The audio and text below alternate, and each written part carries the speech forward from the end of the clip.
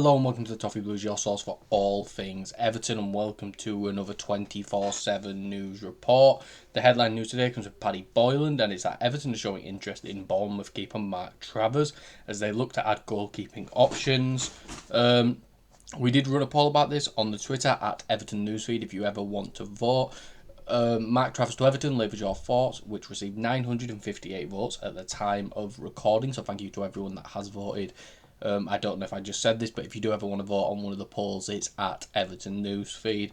65% of the fans have said yes. 31% of the fans have said they are unsure, and 4% said that they would not take him. Along with that, Alex Crook also reported with Bournemouth agreeing to sign Chelsea goalkeeper Georgi Petrovic. It paves the way for Bournemouth's Mark Travers to join Everton. The thing is with Travers for me is I'd rather us not spend any money on a backup goalkeeper in terms of transfer fee. I'd much rather bring someone in on a free transfer. The rumoured fee for Travers is around 5 million. And although that's not a huge amount of money, it is still taking money out of our transfer expenses when we still have so many other positions to fill. I'd much rather bring a keeper in on a free to back him up. I also just think Travers is probably a little bit too good to be a backup goalkeeper. I know he was at Bournemouth, but we did just have Craig from Bournemouth Fan Channel on the channel, and he spoke about Travers and basically the same opinion that he actually thinks Travers should be starting for Bournemouth next season and should be given a chance. So it's interesting that he would be willing to play a second fiddle role, especially since he's took quite a lot of loans to the Championship to get first team minutes. So I am quite surprised by that. I think he'd be a good backup. He'd be one of the better number twos in the Premier League, in my opinion.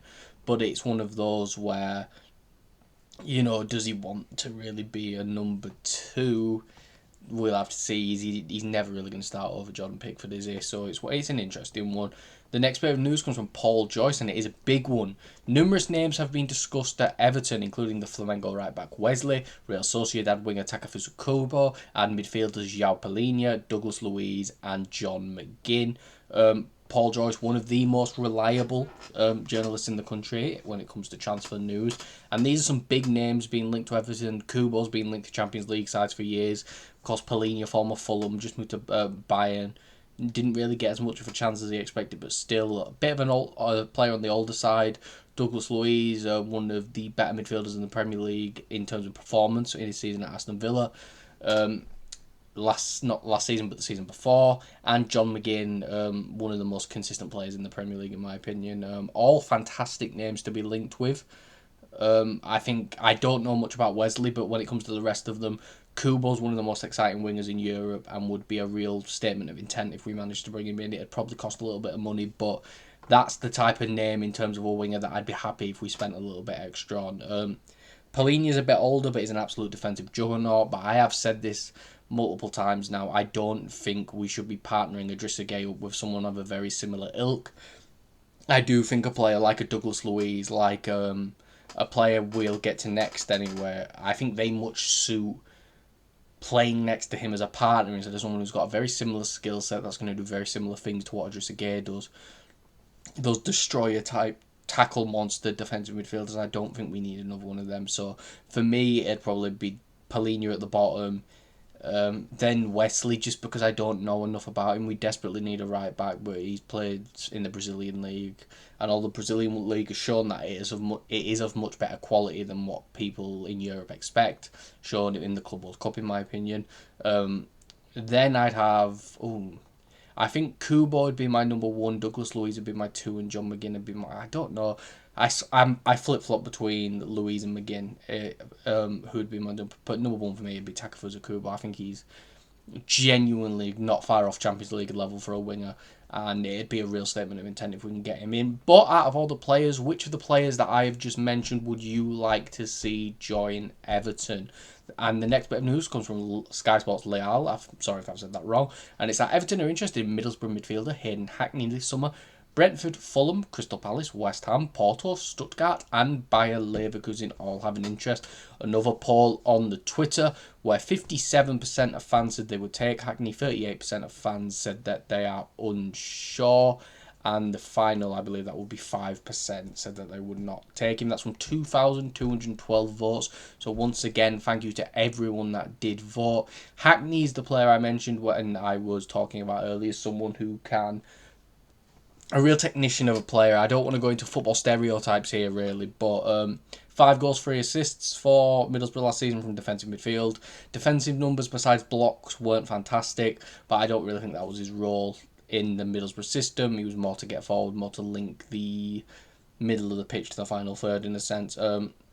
His stats in an attacking sense and in progressive passing, progressive carries are all through the roof. He's only 23 years old and he's a very tidy footballer. I know it's a very generic phrase, but...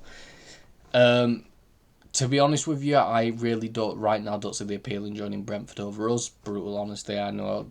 I just don't. The way they're losing all the players, looks like they could use Mboimo and Wissa.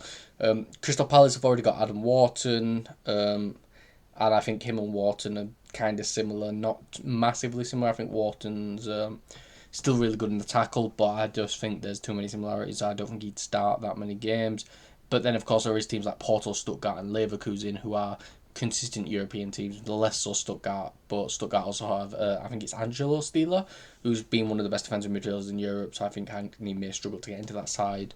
Leverkusen, I could see him breaking through at Erik ten Hag as the manager, though, so... but it's one of those where I do think Hackney would be a fantastic signing. I think we would be able to get him for between 15 and 20 million probably, and I think that would be 100% worth it. Young English talent, someone who definitely could be in around the England squads in the future. I think it'd be an absolute fantastic little bit of business if we can get it done, and hopefully this is a rumour that we stay linked with one of the interested clubs, and hopefully maybe a bid comes in soon. In terms of some youth academy news, midfielders Jack Patterson and Isaac Heath have signed 2-year contracts with Everton that will keep them with the club until 2027. So congratulations to Jack Patterson and Isaac Heath there. And in terms of Everton Women news, Everton Women have signed experienced Japanese defender Hikaru Kitagawa from Swedish side BK Häcken. Welcome to the club, Hikaru. I mentioned this when we discussed the potential rumour. I don't know much about her. Hopefully she can do really well for us this season and help the women's team push up the league at Goodison Park. But speaking of the women's team, Everton are considering selling a minor stake in their women's team. The club are holding talks with investors regarding a minority stake. That comes at Hilliard on Twitter. It doesn't surprise me with what Chelsea have done, with what Aston Villa have done, that we were going to follow. I do like that it's only a minority stake, though. I think some people would be more in tune with us selling the full women's team, but I like that we've kept them. It means more investment can go into the women's team to bring in better players to help push up the league. I think this is a really good thing from the women's team. And speaking of, season tickets for Everton Women's first ever campaign at Goodison Park go on sale from 10 a.m. tomorrow, Friday the 11th of July. Adult season tickets are priced at just £100, with under 18s able to secure their place for just £50, offering outstanding value at just approximately £4 a match. That is word for word nabbed from, I believe it was EFC Extra on Twitter, so shout out to them, but I just wanted to get all those details in there. Yeah, I've mentioned this before, but I feel like the women moving to Goodison Park is such a good opportunity for Everton fans who may not be able to afford or may not have the schedule that fits with being able to go see the men every week. I think if you're a fan of Everton, you should definitely be getting down to Goodison Park to watch the women a few times this season. Outstanding value. I think the women are going to do really well with the Goodison crowd behind them and push up the league and hopefully maybe be the best of the rest outside that Arsenal, United, City and Chelsea crowd. But that is all for this video. If you did enjoy, please make sure to like and subscribe. Follow us on Twitter at Everton Newsfeed and follow myself on Twitter at Callum Brannan3. And I'll see you all for the next video and or live stream that I'm on.